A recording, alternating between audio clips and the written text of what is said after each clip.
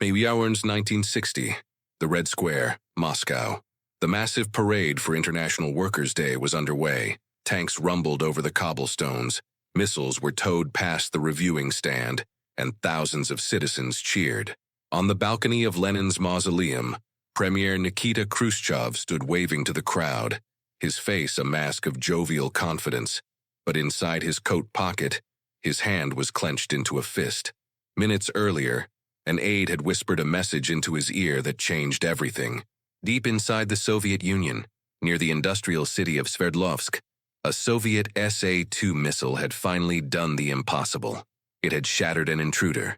For 4 years, American U-2 spy planes had flown over the motherland with impunity, cruising at 70,000 feet, untouchable by Soviet interceptors mocking the Kremlin's sovereignty. Khrushchev had watched them on radar screens for years, helpless and furious. But today, the dot on the radar had disappeared. The message confirmed it.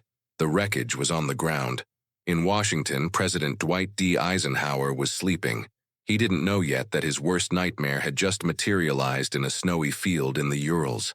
When the news finally reached the White House, it came with a sedative attached, a promise from the CIA. Allen Dulles, the legendary spy chief, had assured the president that if a U-2 were ever hit, the pilot would not survive. The plane was fragile. It would disintegrate. The pilot had a suicide pin, a silver dollar containing a lethal toxin. The self-destruct mechanism would incinerate the cameras. Dulles told Eisenhower that there would be no evidence, no pilot, no film, just a pile of unidentifiable debris. What Eisenhower didn't know was that in Moscow, Khrushchev wasn't just looking at debris. He was looking at the survival kit. He was looking at the high-resolution film that had survived the crash. And most devastating of all, he was looking at a terrified 30-year-old American pilot named Francis Gary Powers, who was very much alive and currently answering questions in the basement of the Lubyanka. Khrushchev looked at the evidence, and then he made a decision that would define the art of geopolitical blackmail. He didn't call the American ambassador. He didn't issue a protest. He didn't release the photos of the pilot. He did something much more dangerous. He stayed silent. He waited. He knew the Americans would panic when the plane didn't return. He knew they would concoct a cover story, and he decided to let them tell it, detail by excruciating detail, before he pulled the trapdoor. To understand the magnitude of this humiliation, you have to understand the specific pressure Eisenhower was under. He was a lame duck president, nearing the end of his second term. His entire legacy was staked on one final goal, the Paris summit, scheduled for mid-May. He wanted to negotiate a nuclear test ban treaty with Khrushchev. He wanted to end the Cold War before he left office. He was a general who hated war, and he saw this summit as his final service to his country. The U-2 flights were the one thing that could ruin it. Eisenhower had suspended them for months to avoid provoking the Soviets. But the CIA had begged for one last mission. They needed to check for Soviet ICBM sites before the summit. Reluctantly, with a heavy heart, Eisenhower approved the flight. He was gambling his reputation on the CIA's technology. When the plane went missing, the cover-up machine in Washington roared to life. The script had been written years ago. If a U-2 was lost, the United States would deny it was a spy plane. It was a NASA weather research aircraft. It had experienced oxygen difficulties. The pilot had drifted off course. On May 3rd, NASA issued a press release. They painted a picture of a harmless scientific mission gone wrong. They even released a photo of a U-2 painted with fake NASA markings. The State Department followed up, expressing concern for the missing pilot who was likely lost in the Turkish mountains. Khrushchev watched this performance with predatory delight. He was reading the American press releases in Moscow, checking them against the interrogation transcripts of Francis Gary Powers. Every lie the Americans told was a nail they were hammering into their own coffin. On May 5th, Khrushchev finally spoke to the Supreme Soviet, but he was careful. He was playing poker with a man who didn't know he was holding a royal flush. Khrushchev announced that an American plane had been shot down, but he deliberately left out the crucial details. He didn't mention the pilot. He didn't mention the wreckage. He let the ambiguity hang in the air. The trap was set. The State Department walked right into it. Thinking the pilot was dead and the wreckage vaporized, The State Department spokesman, Lincoln White, doubled down. On May 6th, he told reporters categorically that there was no deliberate attempt to violate Soviet airspace, and that it was monstrous to suggest the U.S. would spy on the Soviet Union just before a peace summit. He effectively called Khrushchev a paranoid liar. That was the moment Khrushchev had been waiting for. The Americans were now on public record, at the highest level, denying espionage. They had committed to the lie. On May 7th, Khrushchev returned to the podium of the Supreme Soviet.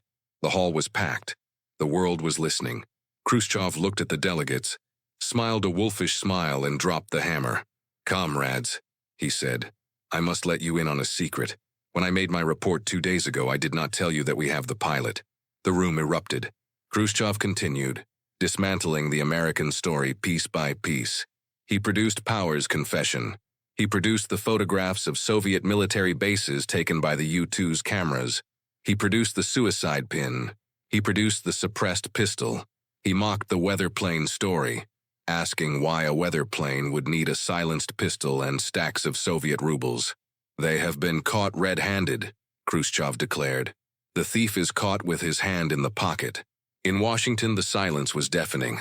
The cover story had collapsed instantly. The State Department was humiliated. The NASA press release was exposed as a fabrication. But the real crisis was in the Oval Office. Eisenhower was now cornered. He had two choices, both of them catastrophic. Choice 1, he could continue to deny he knew about the flight. He could blame it on rogue elements in the CIA or the military.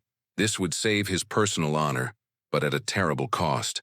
It would signal to the world that the President of the United States did not control his own nuclear forces. It would mean he was an incompetent figurehead while the deep state ran the country. Choice 2, he could admit that he, the President, had personally ordered the espionage.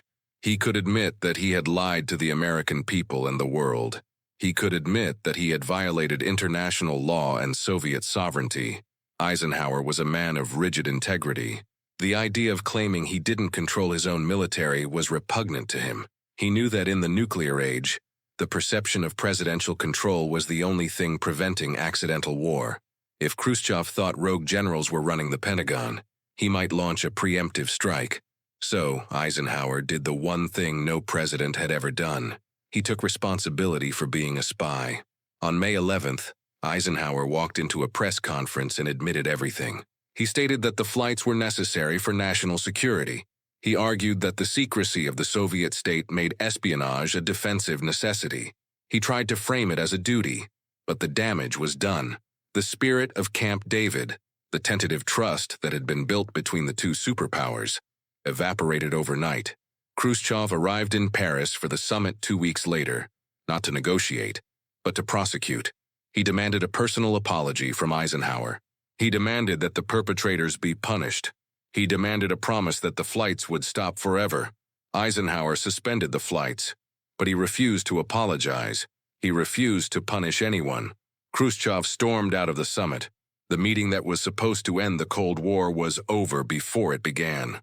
Eisenhower sat in the conference room, staring at the empty chair where the Soviet premier had been. He looked old, tired, and defeated.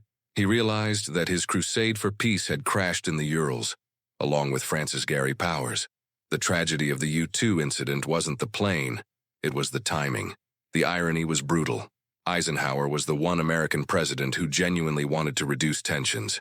He was the one who warned against the military-industrial complex. Yet, he was the one who was caught in the ultimate act of aggression. Khrushchev, for his part, had played the situation masterfully, but he had also miscalculated.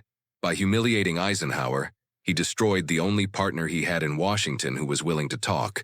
He weakened Eisenhower's moderate stance and paved the way for the hardliners. The collapse of the Paris summit led directly to the tensions that would explode a year later in Berlin and 2 years later in Cuba. The deep dive into the technology reveals why the trap worked. The CIA had been seduced by its own engineering. They believed that at 70,000 feet, the U-2 was invisible to physics.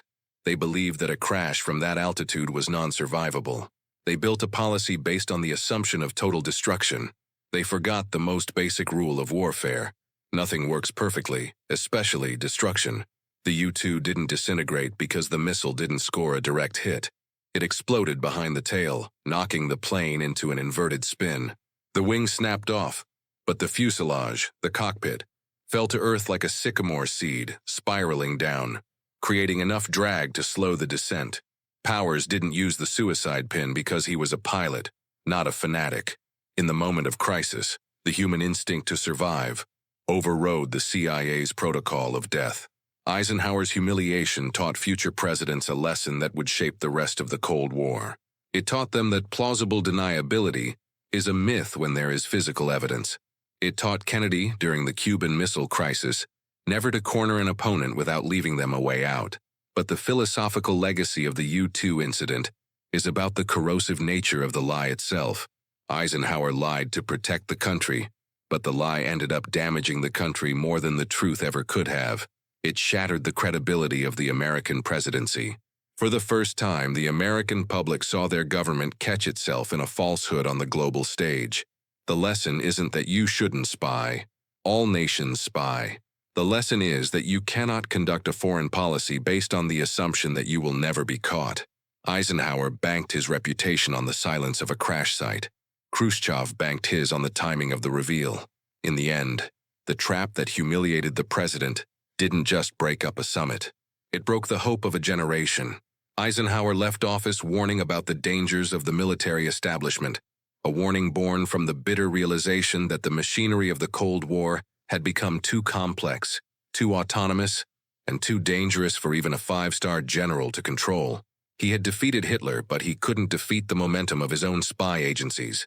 The U-2 incident proved that in the shadow war, the most dangerous weapon isn't the missile that hits you. It's the truth you thought you had buried.